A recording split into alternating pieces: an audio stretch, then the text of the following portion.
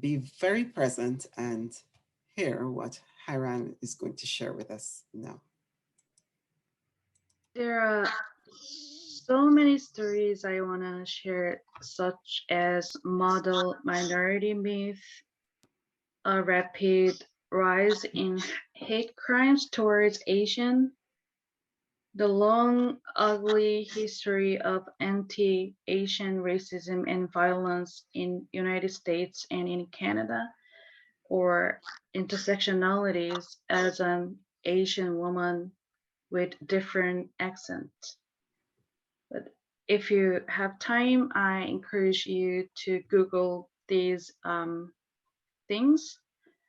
Um, Today I have only 10 minutes, so I would like to share my own experience. I've only been in Canada for about 2.5 years, and for more than half of them, I stayed at home due to COVID-19. But I've been through a lot of big and small racial discrimination. I have actually attended more than 5 anti-racism workshops and meetings in the past few months. At one of the workshops, I said that there were two things that surprised me when I came to Canada. One is a beautiful nature, and the other is racism. Then someone said on the chat box that racism exists in Canada, but these days Chinese power has more massive influence in the international situation, and China has more power these days. I was the only one who looked Chinese at the workshop, and this kind of reaction from white folks was familiar to me. And whenever racism topic comes up, I often hear about the rich Chinese in Toronto and the other Chinese who came to Vancouver to give birth to a child, which is illegal. And I am Korean, and I have a different language, different history, different culture. And why should I hear about Chinese when we were talking about racism? My partner and I were conned by a young Canadian couple on a car accident, and we were discriminated against by car insurance agency in Winnipeg. And while volunteering at the Canadian Museum for Human Rights, I was discriminated against by other volunteers in Human Rights Museum. And one of them left the food he was eating and told me to eat it. And the other one didn't make an eye contact with me for hours and yelled at me in front of other guests. I reported this, but the manager in the museum said it was my misunderstanding. And the volunteers and the manager are still working at the museum. And not long ago, there was a racist remark from a teacher in my partner's language school, and we reported it. The CEO denied everything and said my partner was wrong. The CEO equated my partner's intellectual level with my partner's English language level. We stopped there because we didn't have energy and time, as we are surviving as newcomers. There are a lot of this kind of stories. Everything got worse after the corona outbreak. We've had, actually, I've had arrow trauma since COVID-19. We are wearing masks when we went to the market. It wasn't because we had the virus, but to protect ourselves. But people looked at us with stinging eyes and told us to stay far from them. Several times at the market, in the Costco, and once I went to the Dollarama, I didn't know there's an arrow on the floor. Then the passing woman shouted at us, like, "Look at the arrow!" Now, since then, I kept my eyes on the arrows every market. Not long ago, before coming to Korea, there were not so many people in the Safeway, and we were taking a few steps in the opposite direction of the arrow to pick things, and a man seemed to approach, so we stood aside,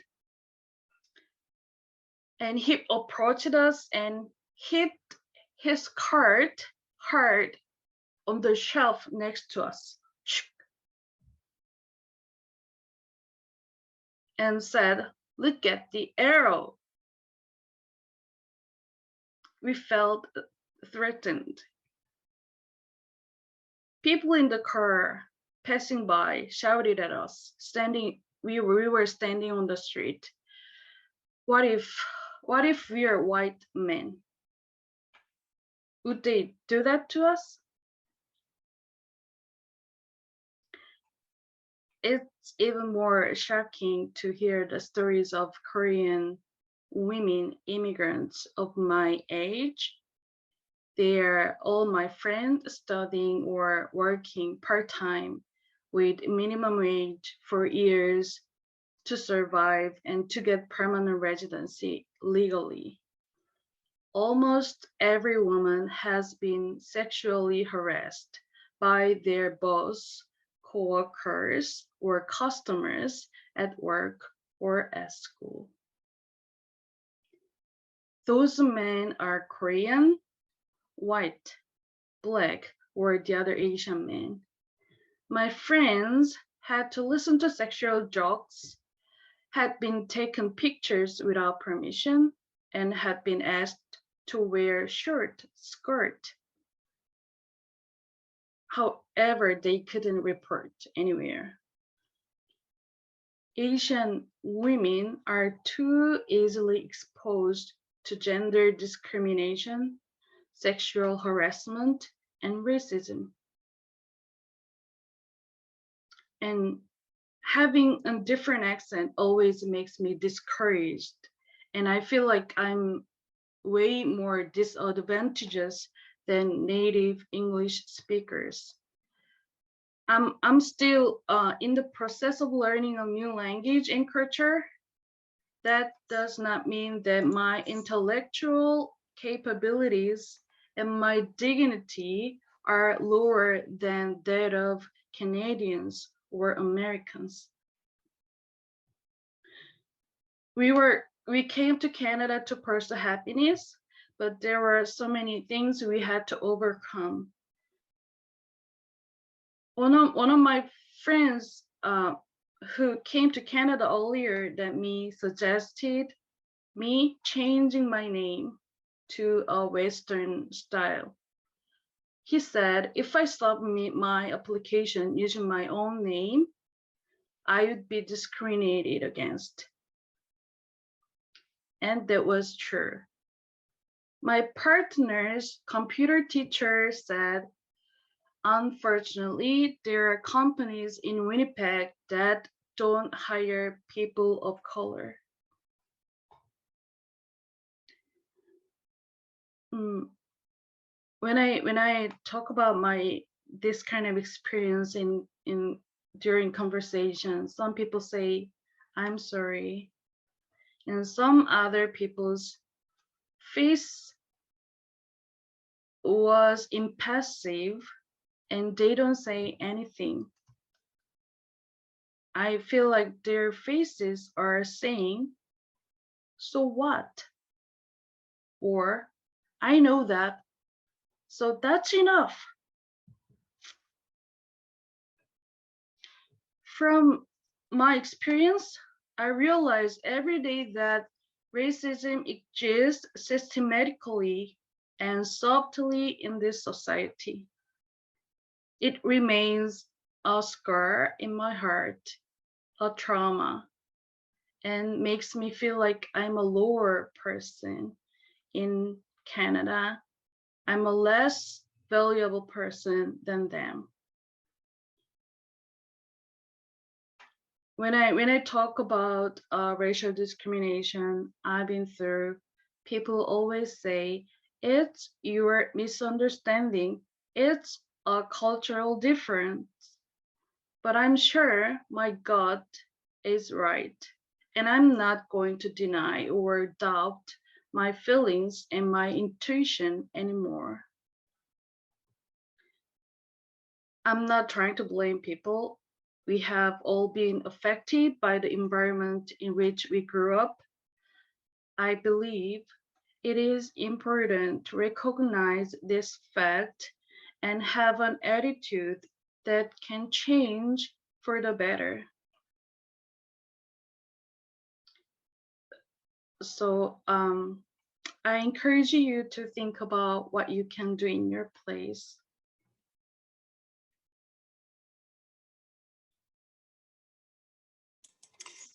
Thank you for listening. Thank you, Hyerim. I know it was a lot to hear, and I am going to invite you to process in smaller groups. And again, questions. Colleen, are you at it? Yes.